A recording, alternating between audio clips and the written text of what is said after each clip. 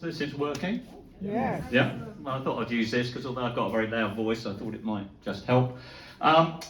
So I think most of you know me. I'm Roger Barker. I'm a neurologist up at Addenbrooke's, and actually I've been back in Cambridge for 25 years actually this year, working on research in Parkinson's, having been working on it previously to that for 12 years. And I thought what I would do today, well, I asked for questions, if people wanted questions at the Paul Mayhew Archer evening, which was fantastic.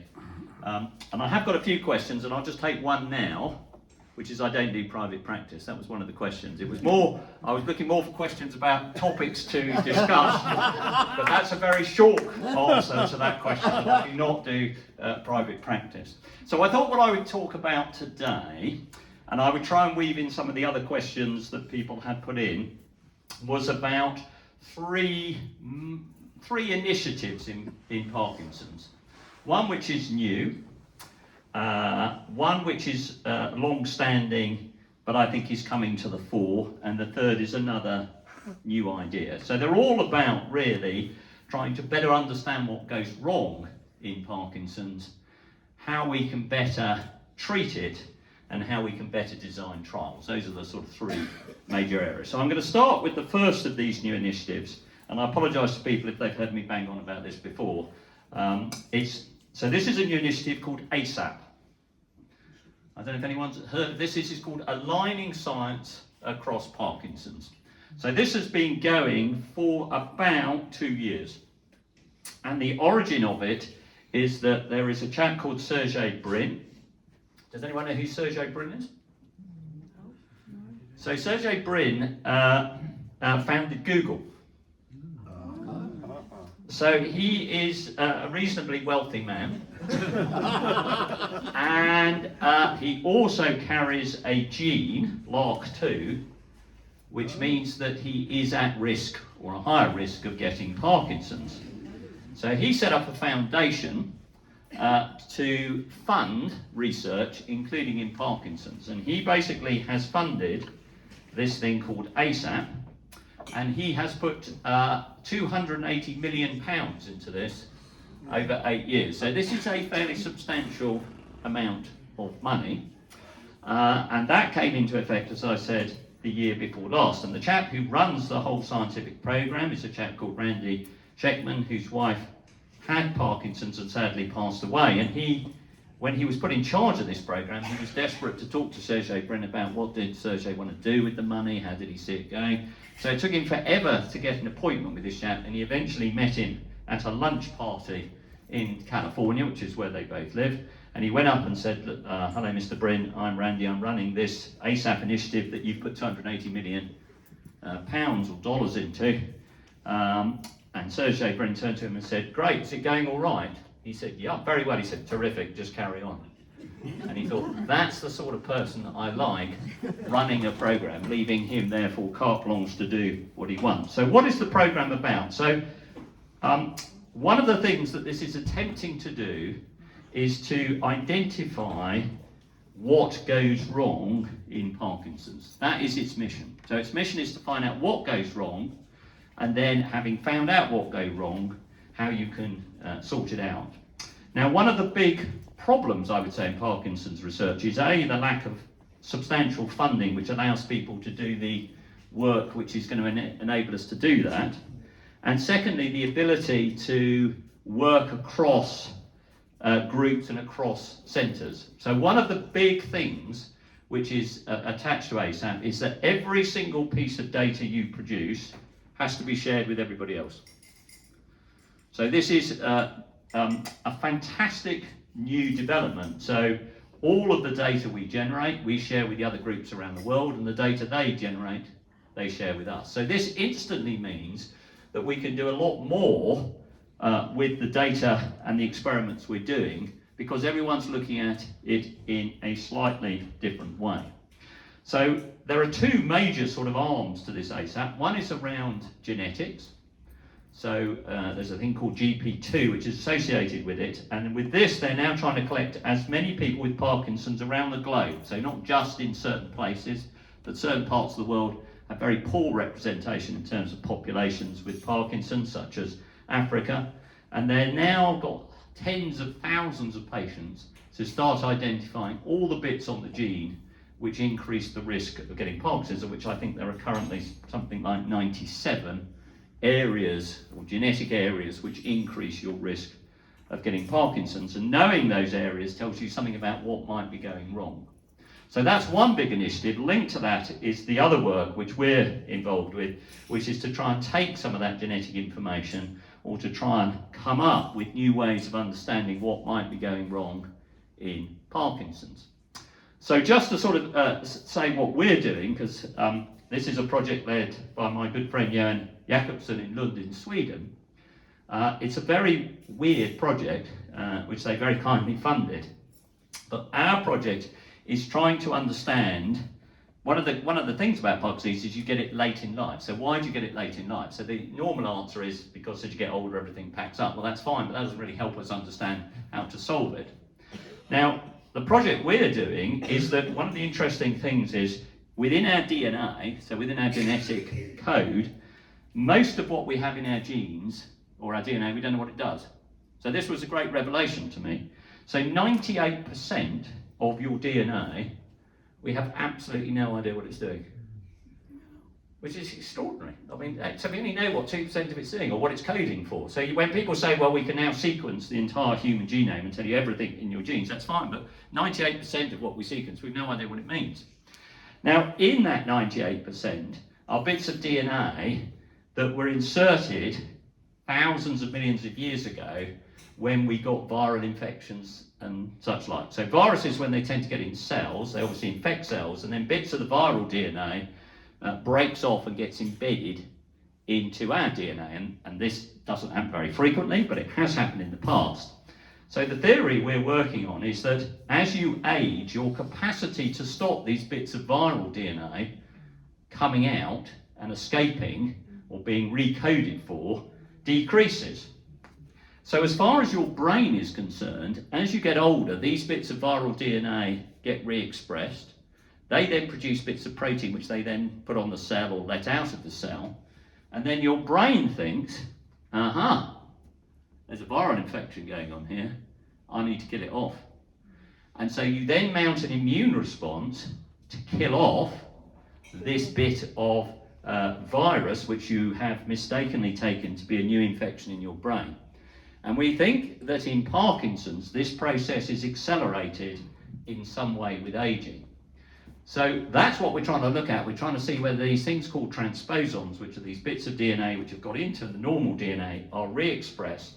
That drives an immune response, and that makes people with Parkinson's progress more quickly and get worse. Now, you sort of think, well, that's all very interesting, but it sounds a bit boring to me, really. What difference does that make? Well, the difference that makes is, A, it gives us a new insight into what may be going wrong, which may be driving the disease process. But of course, we have lots of drugs to target viruses and the inflammation which comes from a viral infection, such as COVID. So the hope is that out of this, we can then develop new therapies, which are already there, but we can now use them in Parkinson's on the grounds that we're targeting a viral infection, even though there isn't one, to try and slow down the disease process. So this is one of many projects. Different people are looking at different areas, but it is now giving us huge excitement that over the next few years we will get profound insights as to what may be going wrong in Parkinson's, and that will then lead to new therapies. Now, ASAP itself is not interested in therapies. It's interested in trying to find the cause. And of course, the cause may be different in different people, but nevertheless, it's to try and come up with a common network of problems which could be targeted with drugs. That will be the next stage for other people to work on. So then the question is, well, what drugs are we going to use if we want to treat Parkinson's on the back of that? Well, out of that data, out of that science, people will come up with new targets, and then they will develop completely new therapeutic approaches. In much the same way as when COVID came along, people had to come up with a completely new vaccine to target COVID. You couldn't take something off the shelf and use it. But also in COVID, when you got COVID, you mounted a very marked immune response, inflammatory response, and that's often what killed people, was not the virus itself, but your immune response to it. And so they could take drugs off the shelf and use it to people. And of course, what was quite interesting in retrospect was one of the drugs that was most useful was actually steroids, which have been around forever. So there are two approaches to trying to treat a condition, as COVID illustrated. One is to go after what you think the problem is, which is easy in COVID because it's the virus. You just have to think of a specific treatment, which is a vaccine. Or you can use agents which are already there to target aspects of the disease process, which is inflammation. So the Cure Parkinson's, well, it used to be the Cure Parkinson's Trust, it's now just called Cure Parkinson's, 10 years ago set up an initiative called Linked Clinical Trials, and I don't know if anyone's heard of this. It's now called the International Linked Clinical Trials.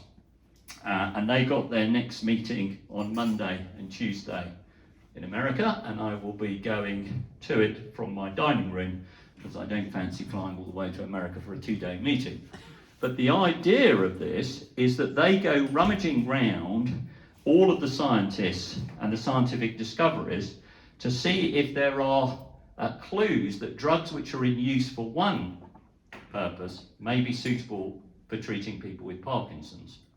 So to illustrate this, there are 2 trials which have been done out of this. One was a drug trial called STAT-PD, which I don't know if anyone was part of here, but STAT-PD was a trial where they looked at simvastatin in Parkinson's. Well, simvastatin is a drug that's been around for ages. It's obviously being used for cholesterol, so it's to drop your cholesterol levels, and it's very effective at that. One of the other actions of statins is independent of its effect on cholesterol, as it seems to reduce inflammation in the brain. So the argument was that inflammation is a part of Parkinson's. Can we give simvastatin to people with Parkinson's and see if it slows down the disease process? Which unfortunately it didn't. But it just illustrates the point that there's a drug already there. You can quickly go to a clinical trial. I don't need lots of approval because I know what the drug does. I know the dose of the drug. Everybody takes it. I know the side effects. So it's very easy to move for a trial. Whereas if I come up with a completely new compound, I have to test it in animals. I then have to manufacture it. I have to show that the manufacturing is safe. I then have to test it sometimes on healthy volunteers. Then I have to do a small trial in people to make sure it's tolerated. Then I go to a bigger trial. And so that can take 5-10 years to do that. So simvastatin was one study showing this drug repurposing. A second study, which has been more successful so far, is with a drug called exenatide, which is a drug that's used for diabetes. So it's in a class of drug called GLP-1 agonists. So Tom Falkney, my colleague down in London, right at the beginning of the clinical trials, did a study where he took, you have to inject it, took people with stable Parkinson's and they injected this drug on the grounds that this drug, whilst it works very well for diabetes, also seems to have some actions in the brain about reducing inflammation, promoting repair, which made it a useful therapeutic agent to consider for treating with Parkinson's. And so what Tom did in his first study was he got a group of people, for 12 months they injected themselves, they then stopped it, they were then assessed 2 months later, and then they were assessed 12 months after that. So 12 months of treatment, then they were assessed at 12 months, 14 months, and 24 months. Now the reason for doing that was 2 reasons. One is the trial was what they called open label, so everyone had the treatment, there was no placebo. Why was there no placebo? Because the placebo which was an injection of nothing, would cost about £250,000 to make. So placebo drugs are incredibly expensive because you have to make them to look like the real things. So one of the problems is when people say with trials just get a placebo arm, that's very good. So placebo is obviously where you give a non-active drug. Making placebo is in fact incredibly expensive. And actually the side effect profile with placebo is often quite extensive as well. So it's not straightforward. But anyway, Tom didn't have the money to do a placebo, so he gave everyone the drug. And the reason for doing the way he did it was that over 12 months everyone had injections. So if the drug just made people feel better, then at 12 months everyone would feel better. If it had slowed down the disease process, people would be feeling better. So how do you know at the end of 12 months whether the drug has really slowed down the disease, or people just think they feel better for it, because we don't have a very good way of measuring it. Now, obviously, if you then assess people 2 months after that and 12 months after that, they could still say, I just feel terrific because I was part of that trial. But if the drug really did something and didn't just make people feel better, you'd think at 14 months and 24 months, if there was still a difference in those patients, they hadn't progressed, it sort of gave you more confidence that the drug may have slowed down the disease process. And that is what he found. So he found at the end of 12 months, people on the drug seem to have plateaued with respect to not only their motor aspects of these, but their thinking, and that was maintained at 14 months and at 24 months. So on the back of that, Tom then got more money to do a second study, which now involved a placebo arm, and that was published about 3 or 4 years ago, and showed again that people who took exenatide seemed to not progress as quickly as people who didn't take it. And that's now led to a big study funded by the National Institute of Health Research, which finished recruiting early this year. It's a bit delayed because of COVID. But that's an illustration of where a drug which is out there, widely used in the world of diabetes, has now progressed all the way to what we call a phase 3 study. So if that study is positive, and it does appear to slow down disease progression, that is a drug which may get a license for use in Parkinson's to slow down the disease process. So that, you may think that's a long time, 10 years, but that is going from a concept to a drug which may have disease-modifying effects. So this linked clinical trials involves looking at all such agents. So next week we will be looking at 18 different drugs, 13 of which are already widely used in the clinic. Some have even used in Parkinson's for aspects of it, to see whether we should move forward with these to do a trial to see if we can repurpose them to slow down disease progression. And there's another 5 which are sort of confidential information which companies have brought to the table saying we want to take this drug forward into clinical trials. So we have ASAP that's trying to identify causes, and obviously the drugs which are identified in this linked clinical trials speak to what's discovered in the basic science. So are we seeing things popping up in the science labs which resonate with some of the drugs which we think could be repurposed? The final thing I was just going to mention was one of the problems with clinical trials, well, there are lots of problems with clinical trials in conditions of the brain, not least of which is how we measure things in the brain, which is very different to if you've got cancer. It's very easy to measure the size of the cancer. If you've got kidney failure, it's very easy to measure your kidney function. If you've got liver disease, it's easy enough to measure it and take bits of it. But brains are very difficult to do. So we do have problems trying to measure disease progression. But one of the problems, which again Tom has taken on with his colleague Camille Carroll in Plymouth, which I've been very fortunate to be a part of, is this idea that every time you do a clinical trial, we are in a situation where things are very inefficient. So if I go back to Tom's original study, he gets, say, a dozen people into his first exenatide study, recruits them, treats them, follows them up, stops the treatment, analyses the data and says, right, let's do another trial. So now he has to get the money, he has to recruit the patients, set up the study, treat them, finish, analyse the data, which is what he did. So right, that's even better. Now I need to get the money, I need to recruit some more patients, I need to set up the trial, get to the end, and so on. So this is a very inefficient process. It's like every time England played an international, you built Wembley, everyone turned up for the competition, you finish the Euros, you take Wembley down and say, oh, actually we've got the World Cup now, because it was such a success, so let's rebuild Wembley for the World Cup. Well, that's done, and so on. It's just not an efficient way of doing things.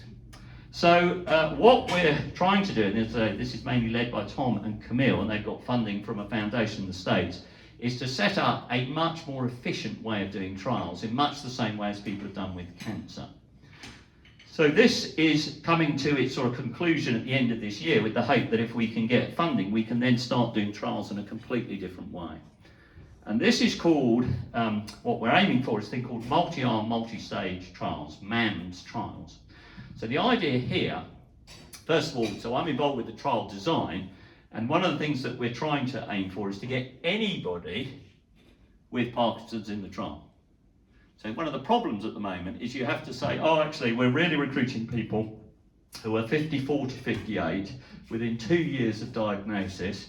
They're on this much drug, not on this drug, who can tolerate this and have this. And you sort of think, well, that's great, because that's a very tight trial. A, it's hard to get people, and then B, what does that mean? I mean, all it means is if it works very well for people of 54 to 57 with Parkinson's within 2 years. So how generalisable is it? So what we're trying to do is we're trying to do a trial where anybody can join over the age of 30. And we've arbitrarily taken 30 because if you're under 30, which is very, very few people with Parkinson's, you often have a rare genetic form of it, which is very different to other forms of Parkinson's. So the idea is everybody over 30 could join the trial. And the only people who are excluded are people who don't want to be in the trial. Obviously, you can't force people to be in trials. People who just don't feel up to actually being able to do all the assessments, but we're looking at trying to do a lot of that virtually. And obviously things like people who've got dementia or a severe disability with walking, so they couldn't actually do some of the assessments. But the idea is to be as inclusive as possible.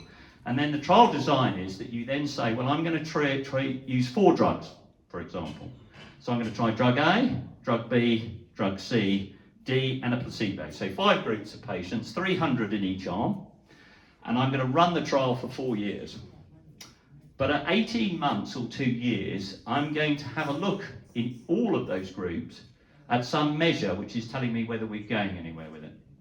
So let's do this trial. So we've got 1,500 people in the trial, and at 2 years we look at the data and we say, actually, drugs A and C, not much happening there. Looks to me as though, although we thought this was a good drug, there's no evidence it's doing anything on any of the sort of interim measures which we think are predictive of what will happen. So we're going to bin A and C. We don't think they're worth pursuing.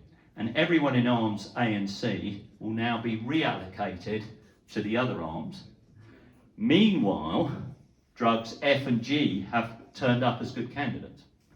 So now we add a couple of extra arms and we switch people into new arms and keep recruiting all the time. Now, so that way, the trial just is always running without it being taken down, but we're also not pursuing things which don't really have much of a signal of use. It means that people aren't stuck in trial arms for years on drugs which are not proving to be effective.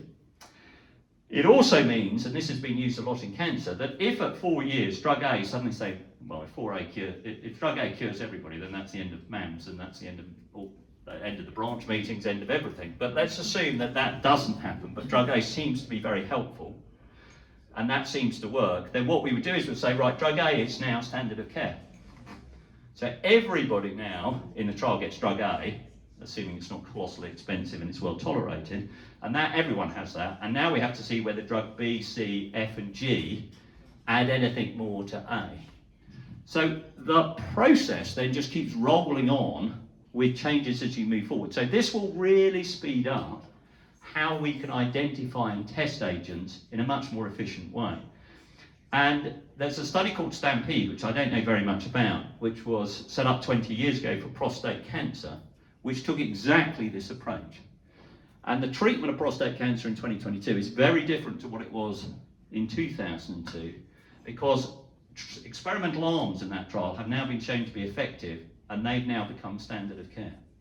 So the advances in prostate cancer have been revolutionised by this type of design, which we hope to bring forward in Parkinson's. It's not the only condition, but people are doing it in multiple sclerosis, in motor neurone disease. So this has become much more of the way in which people are thinking now about how we can more efficiently trial drugs in more people, with also consideration about how we can do it so it's less of a burden to the patients and the family by doing more remote measuring.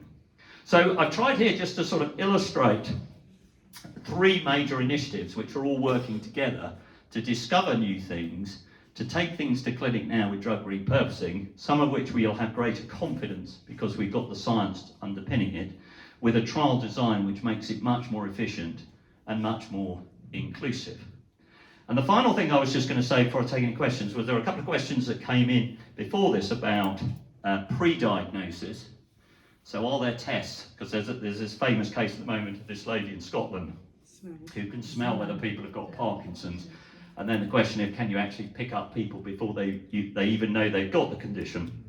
Which of course is great if you've got therapies that can stop things. So if you carry a gene for breast cancer or colon cancer, you can obviously screen for that and you can do something about it.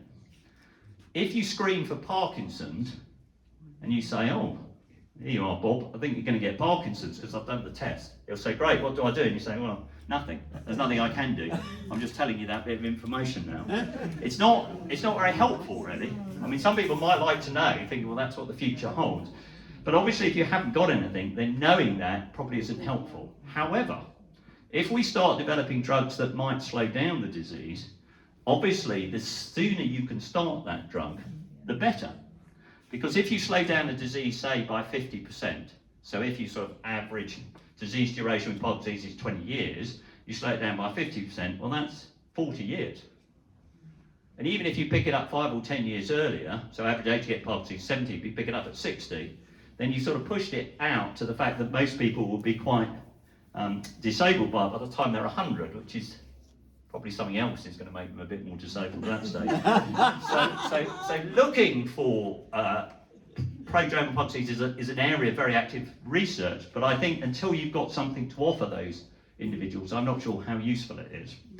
And then there was another question about COVID. I was going to talk a bit about what the positive things about COVID, but I can do that on another occasion. But one of the extraordinary things about COVID was you could move regulatory agencies at a rate which was always been told to be impossible.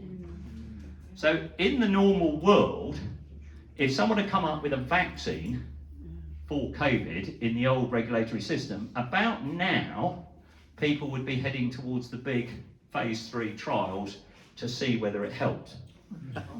And by the time those results had come out, we would be on COVID-25 and COVID-19 would be irrelevant. So, and this is true of infectious diseases. So, you know, if you've got a major infectious disease, you cannot wait long periods of time to go through the regulatory process.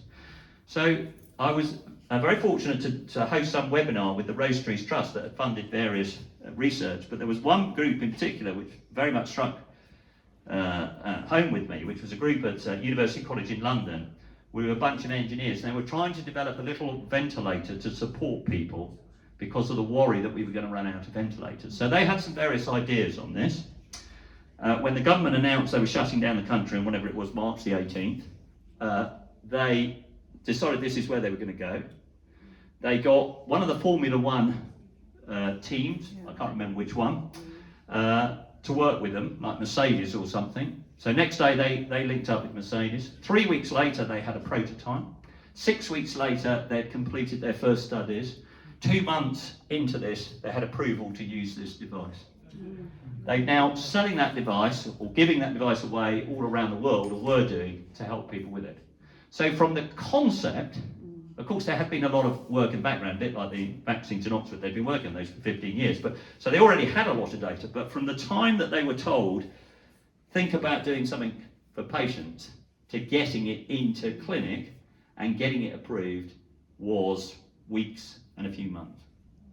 So it is possible for things to happen quickly. So the question is, why is it always taking so long for us to get places? So in my own case, we are working with our colleagues in Sweden to have a dopamine cell therapy, so a stem cell dopamine transplant put into people's brains.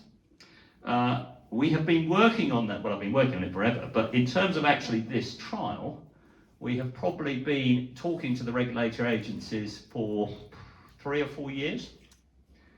And obviously it's very experimental and they're worried about it. Our agency is quite good, I have to say, in the UK, but in Sweden, which is where the surgery will be in the first place, they're very worried about aspects of it.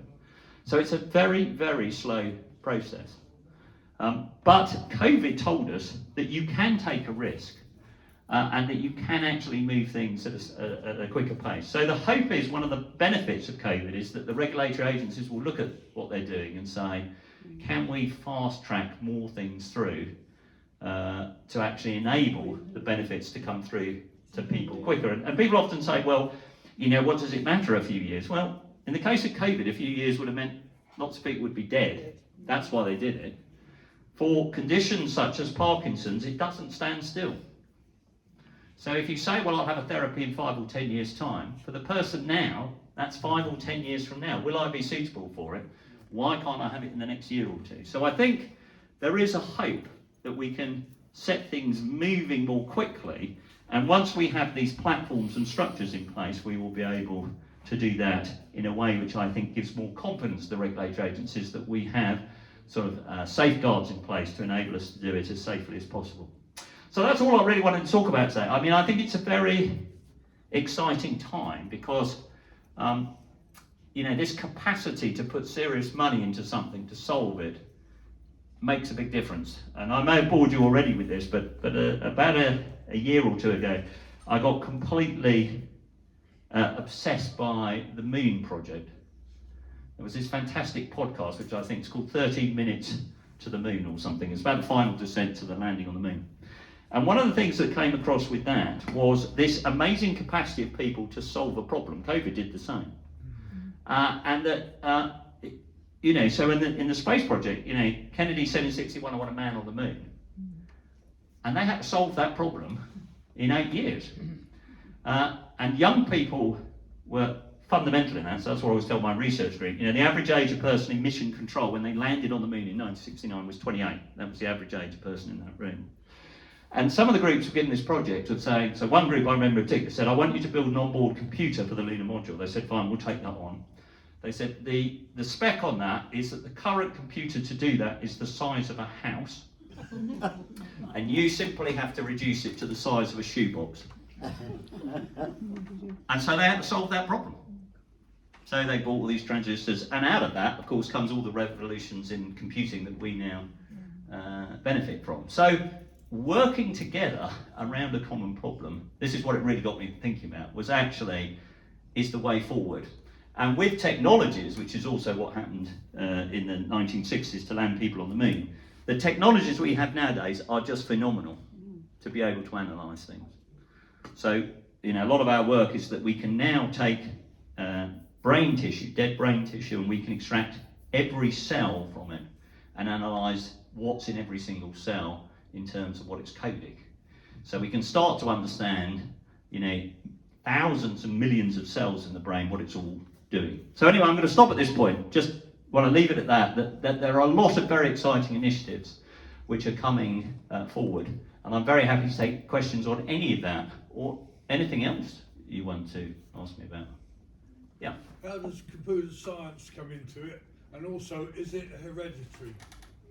Computer science or Parkinson's?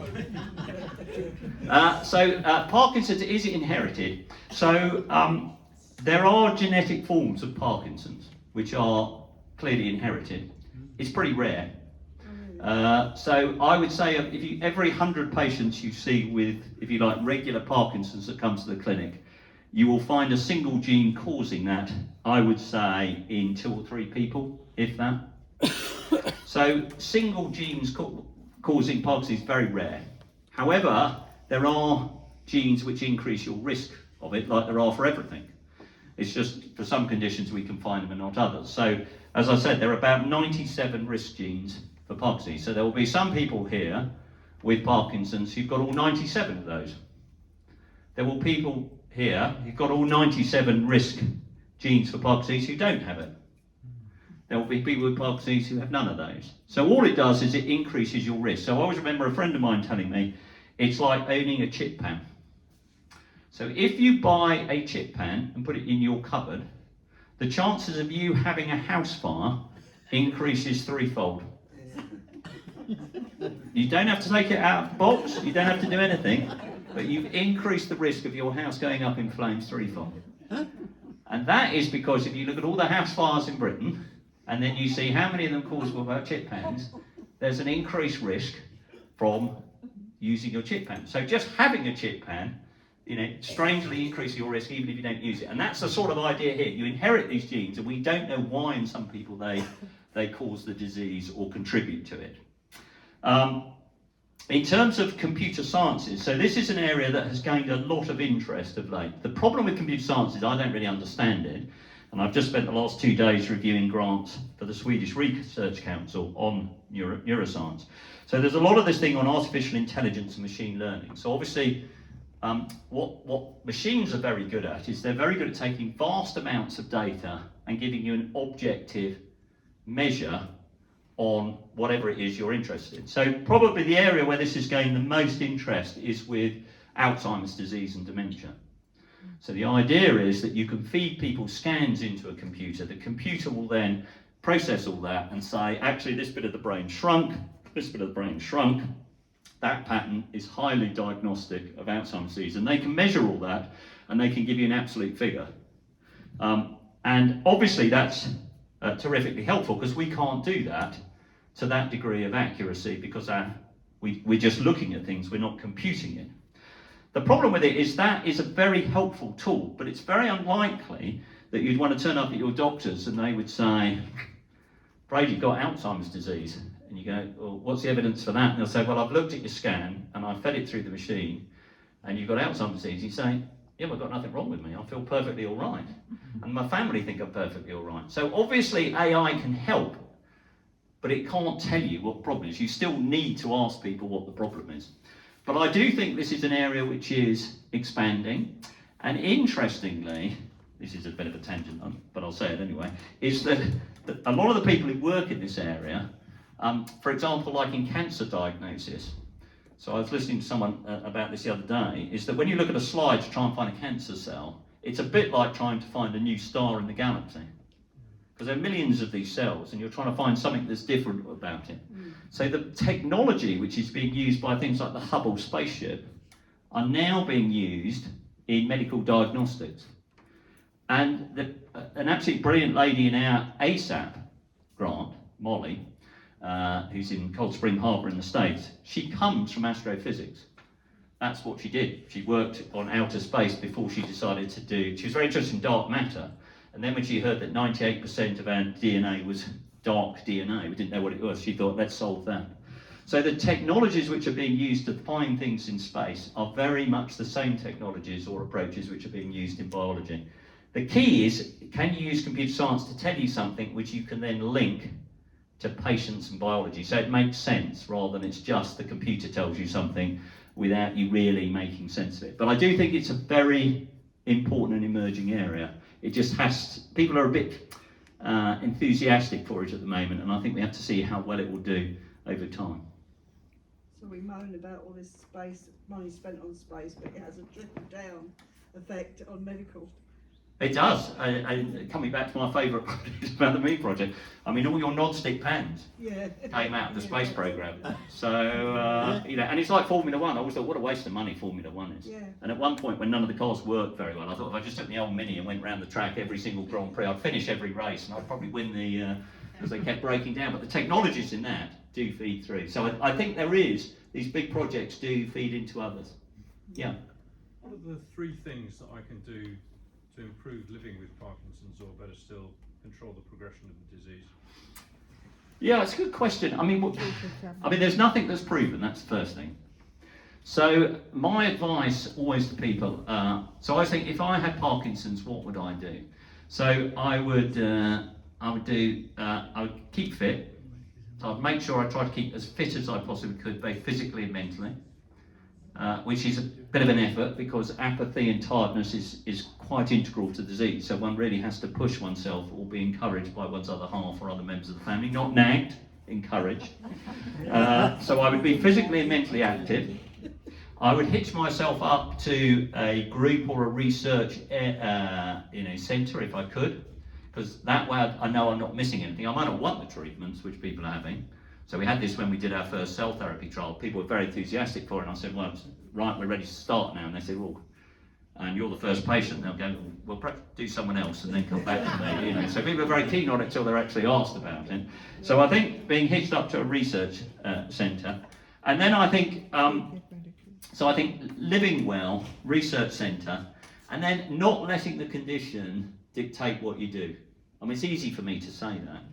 But I think, you know, I always say in clinic, my purpose in clinic is to make you do what you want to do.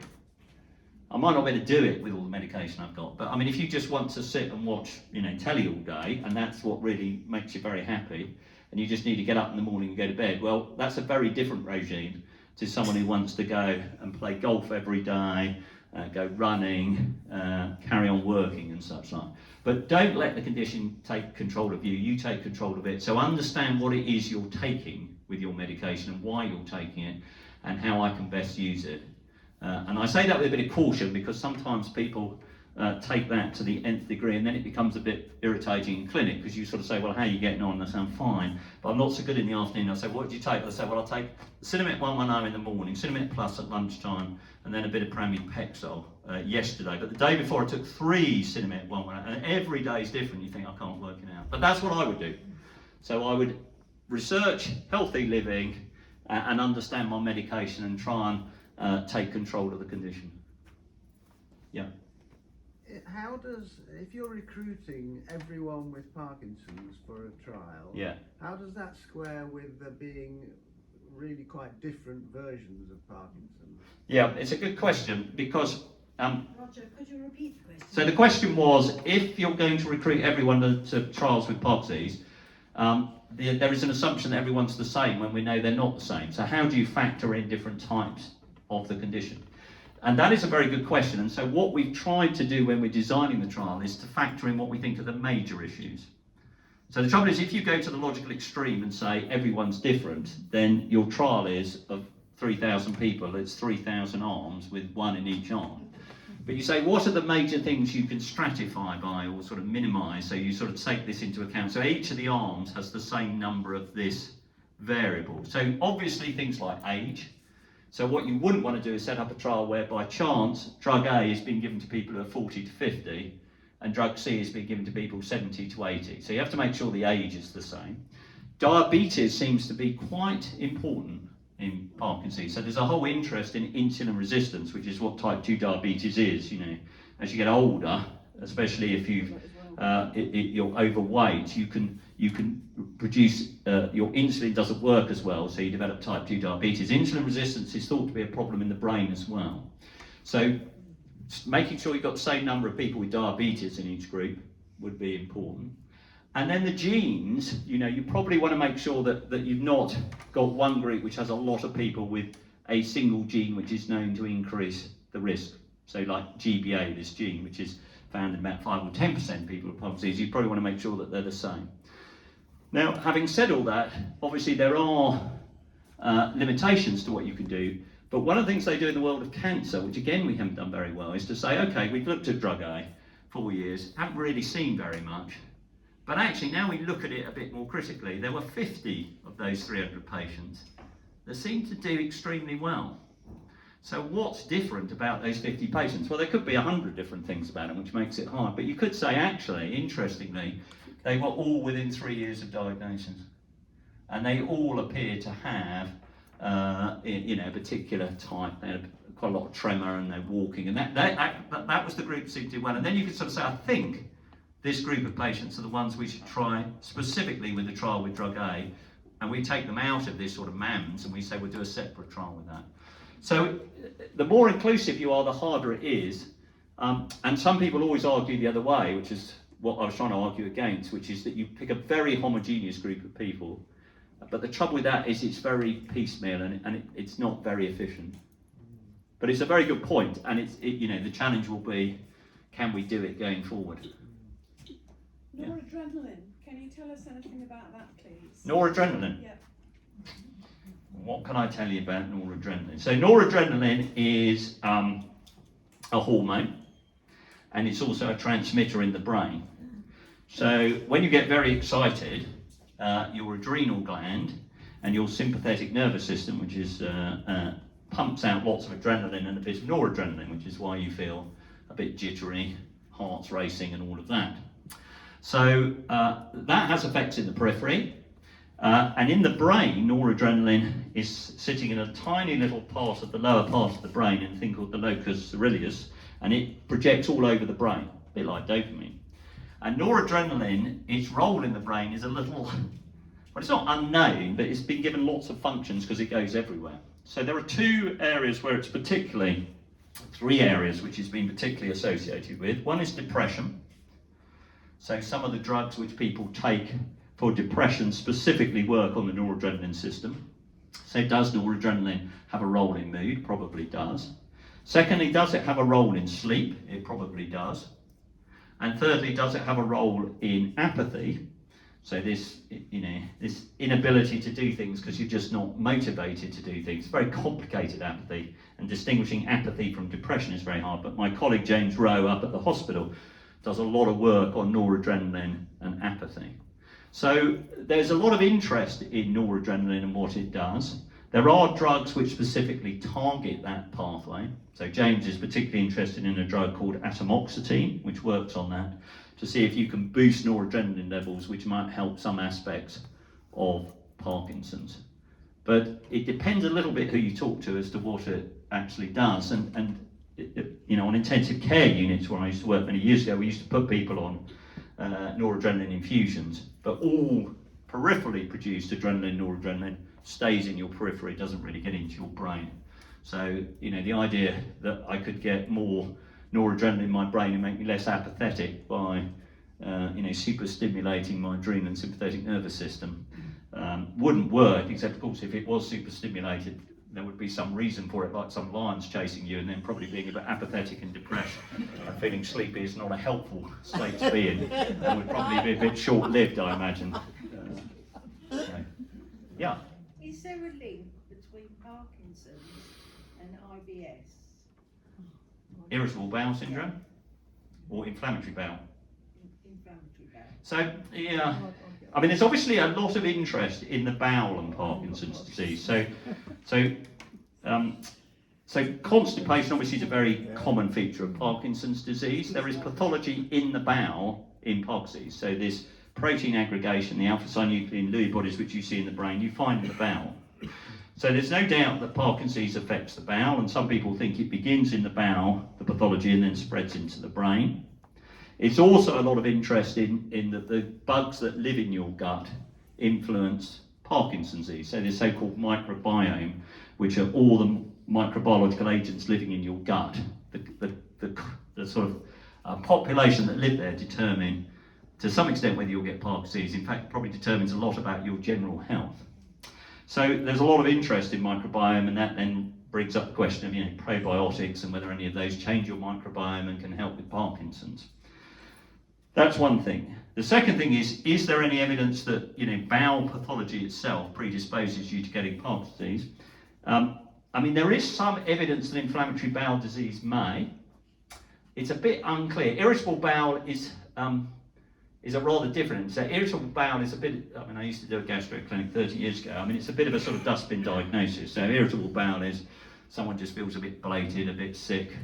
The bowels aren't quite as regular. They just don't feel quite right in the tummy area, and you can't find anything wrong. So you stick it in the irritable bowel syndrome bin and give them a bit of peppermint oil and Beverin. So it's a sort of bit of a dustbin diagnosis, which is very different from inflammatory bowel disease, which is typically Crohn's or ulcerative colitis, where you have very clear inflammation in the bowel, and you need to treat it with heavy-duty immunosuppression, and in some people you even have to do major bowel resections, take bits of bowel away.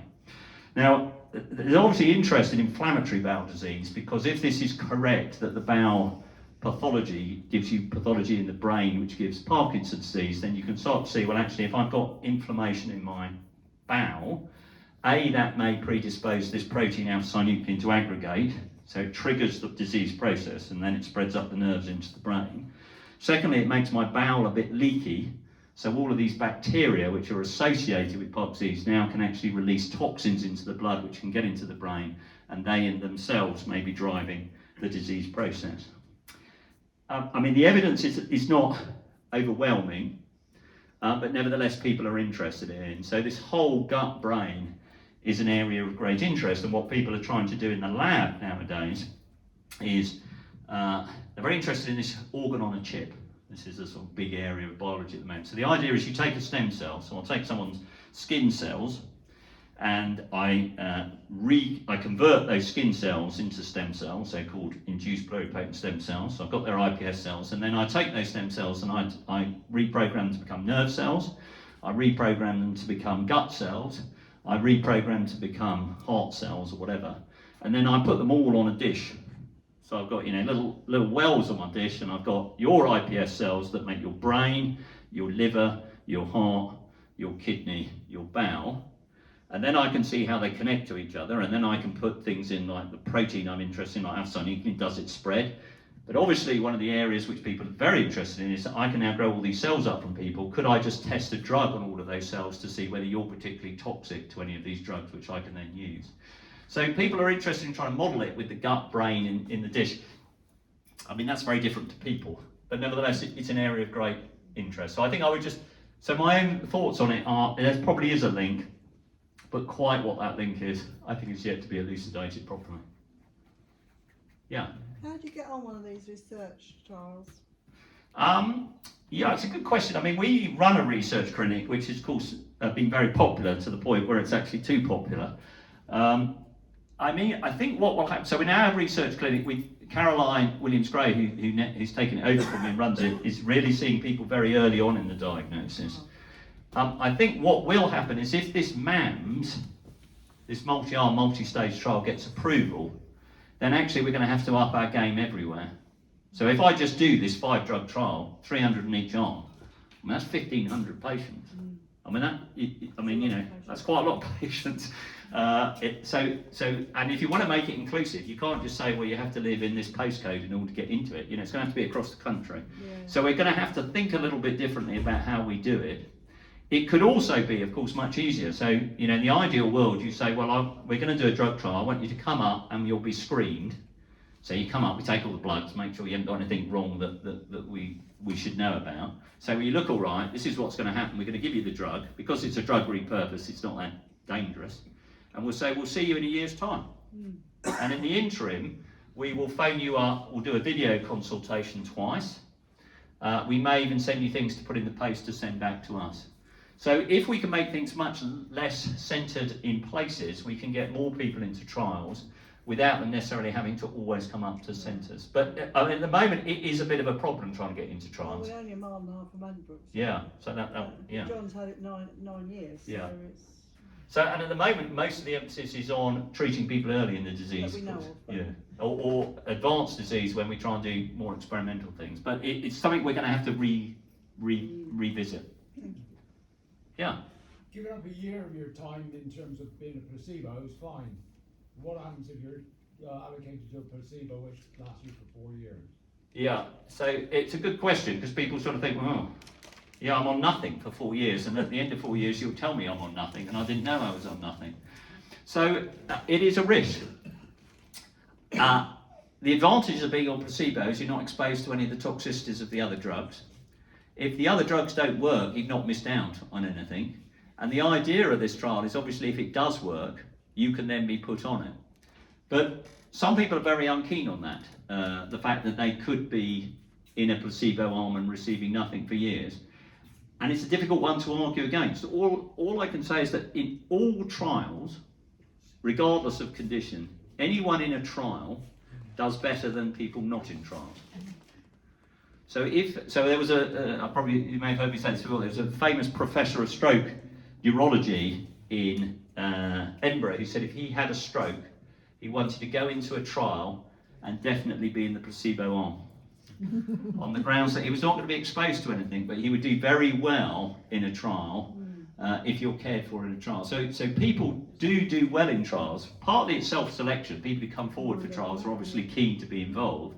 But also I think the amount of attention and care that's put in is much greater than through the standard NHS service. So I think people generally do well. But it's always a problem with trials, and it becomes more of a problem with some of the experimental therapies we do, where I'm putting cells in people's brains, and the American regulatory agencies are very keen that we do that with a sham surgery arm. So, you get a group of people, half have cells put in the brain, half have pretend surgery, make little holes in their skull, but don't put anything in. And for that, you have to wait 2 or 3 years, and you may have to take immune therapy in order to make sure that people don't know whether they've had the transplant or not. And for those sort of treatments, I just don't think you should be offering placebos in that. But that's a very big thing in America, and which I'm always trying to argue against. But it is a problem. Thank you. Yes. Do you think we originated from the animal kingdom with this disease? Well, yeah. I mean, it's a curious thing where the disease came from, because nobody on the planet gets Parkinson's apart from us. So, and you could say, well, that's because we live a long time, but I mean, those turtles live quite a long time. I mean, but it might be difficult with the turtle to know whether they're a bit slower than normal. But I mean, and elephants, I mean, they live for decades. And some of the monkeys live for, yeah. So I don't, why we get it and nobody else, I don't know, really. I mean, the argument why it's the dopamine cells in particular is because we don't have many of them. And then you think, well, why haven't you solved that problem? So, I mean, you have 500,000 on each side of your brain. When you lose half of those, you get first motor fetus hypoxia, so 250,000 cells. You think, well, why didn't nature give us 2 million? And then we've got a bit more of a safety margin. But of course, you know, those dopamine cells, if they over-behave, can give people schizophrenia and things like that. So there's probably, you know, you have to regulate them quite a bit. They project miles, so I mean, you know, a single dopamine cell goes up a few centimetres and then it just goes all over the place. So they're about 0.5 metre long, a lot of these, I think, processes. So they, I mean, they're extraordinarily long nerve cells. So people say it's because they're very active and they're very long. And that's sort of true, except if I think of my sensory nerve innervating my big toe, so if I have my nerve fibre there, the cell body for that is at the bottom of my spine. So it takes a sensation from there and then it feeds it up to the bottom of my brain. So it's about 6 feet long. And that doesn't go wonky. So I think one of the interesting areas which I'm quite interested in, and I'm trying to say to others, is in trying to understand this condition. It's not so much that, I mean, people can say, well, why don't we look across different animals and say, well, if we're the only ones who get it, what's different about our cells compared to the chimpanzee or the gibbon? So people are doing that. What I'm more interested in is why are some of our cells, especially in our brain, completely resistant to what goes wrong in Parkinson's disease? So at the back of your brain, which is where vision is, very, very active part of your brain, you're seeing all the time. That bit of your brain seems completely impervious to the pathology of Parkinson's. Those cells do not get Parkinson's pathology. So why?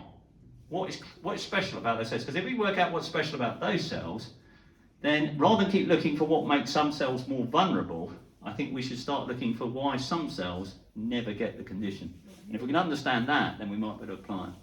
So that's one of the areas we're trying to do. I'm trying to put together a big grant to look at that, but whether anyone will fund it, I've no idea, but we'll have fun trying to think about it. Yeah. Why is it you have good days and not so good days when you're having the same dose of drugs Yeah. and doing the same activities? Yeah, I mean, it's a cure. Well, I think it's true of any medical condition. Well, it's true of life, actually. Let's face it. I mean, some days you get up and you think, I feel absolutely crackerjack today. I could run a marathon, and the next day you get up and think, oh, a bit of an effort to make a cup of coffee. So I think that, you know, there are natural variations in the day. I think things like sleep are quite important, and I think it's a much neglected area. I think good night's sleep makes the next day much better. Bad night's sleep makes things worse. I think one of the things which I think can happen with Parkinson's is that absorption of the drugs is very variable. So when you swallow a tablet, first of all, it's got to dissolve somewhere in the gut, then it has to be absorbed across the gut into the blood, then it has to go from the blood across into the brain, and then it has to get into the brain and get to the relevant nerve cells, and then it has to activate those nerve cells. So early on in the condition, it doesn't matter if that works at a 10 or 80% efficiency, because basically you've got enough sort of slack in the system to allow it to work. Obviously, as you get more advanced, it becomes much more dependent on that. So if you don't get enough, you will feel it. So I think part of it is absorption of the drug. The other problem, I think, is I think sometimes what happens, and I'm guilty of this without Parkinson's, it's on a good day you think, right, I'm going to go and do a stack of stuff today. So I'm going to go and do the garden today, then I'm going to go and play a bit of golf, then I'll play a bit of tennis, and the next day I think, I am completely knackered. I can't do anything today. And so some of the variability is that on good days you do too much, which then has consequences on the bad days. But I think it's very variable. And the thing which is frustrating in the treatment of this condition, as you know better than I do, is you'll have a very logical way of treating people. You'll say, you're a bit off in the afternoon, from 4 till 6, I'll give you an extra tablet between 2 and 3 and that will sort it out. Absolutely, you can't fault the logic. You do it, nothing happens. You think, I cannot for the life of me think why that's happened, but that's what's happened. So whilst there's a very logical approach to treating this disease and understanding it, there are illogicalities to it which we just have to live with. Roger, I've got to say, Thank you so much. We're blessed to have such a wonderful champion for the disease in our midst. There's been so much. I always feel inspired and hopeful having listened to you, because you think there is so much going on, and I think the ASAP programme looks to be wonderful. I think that's fantastic.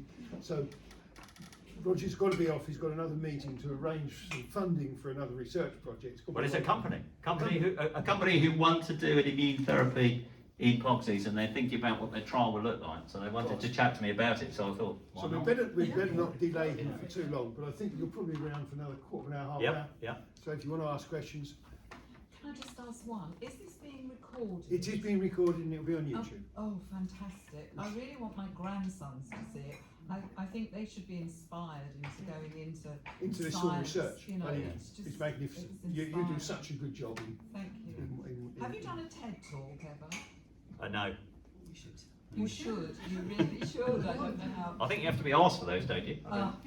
Let's yeah. We'll you nominate really you. are Roger, inspiring. we've had an hour of your time. It's, as always, wonderful, very informative. It lifts the spirits. Thank you very much. Thank you. That's all right. Very good.